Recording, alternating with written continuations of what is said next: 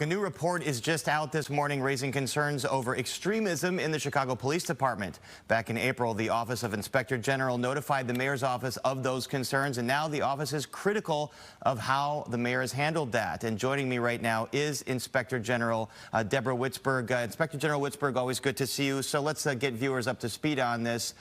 There were a handful of Chicago police officers with documented ties to right-wing extremist groups like Oath Keepers and Proud Boys. CPD did an internal investigation, did not bring any discipline. You say they absolutely should reopen that investigation. Catch us up on the background here. That's right. Thanks for having me, Paris. So we've published two things today. The first is our recommendation to reopen an internal CPD investigation into allegations that 8 CPD members were affiliated with the Oath Keepers. The Bureau of Internal Affairs conducted this investigation and found no sustained allegations of misconduct. We found what we believe to be deficiencies in that investigation, materially affecting its outcome. That's the legal standard set out in the law for us to recommend that an investigation be reopened. That's what we did here. We identified those deficiencies. We recommended that CPD reopen that investigation, and they declined. And let's read from the text of your report today. You say, quote, over the last 3 years, OIG has reviewed several BIA investigations, that's the internal investigating part of the CPD, into allegations that CPD members have belonged to or associated with certain extremist and anti-government organizations, specifically the Proud Boys, the Oath Keepers, and the 3%ers. Even where those investigations were reopened, their final outcomes failed to meet any appropriate standard for swift and clear accountability for conduct, which renders CPD members unfit to serve.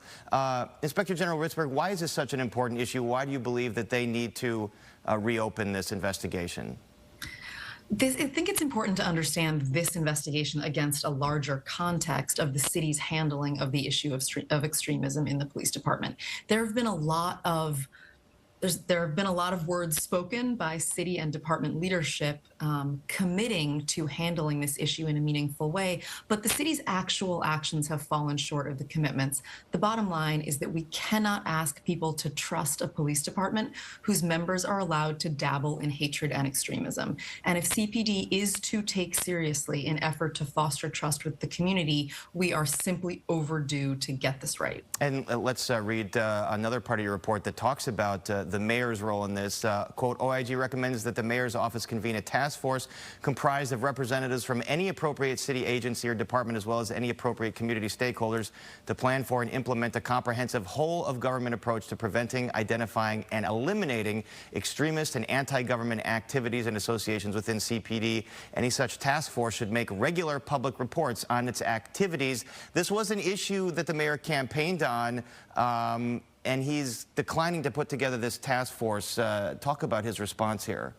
The second report that we published today was an advisory that we sent to the mayor's office. This advisory is a recognition that the problem of extremism in our police ranks is not one which can be solved within the four walls of the police department.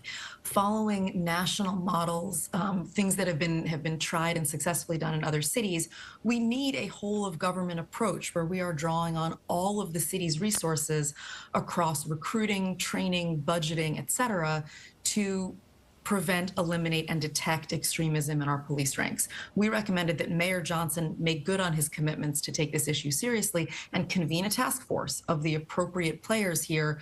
The mayor's office has convened task forces on other issues that can be a powerful tool to get all of the stakeholders around the table. That's what we recommended here. The mayor's office responded, reiterating its commitment to dealing with extremism in the police department.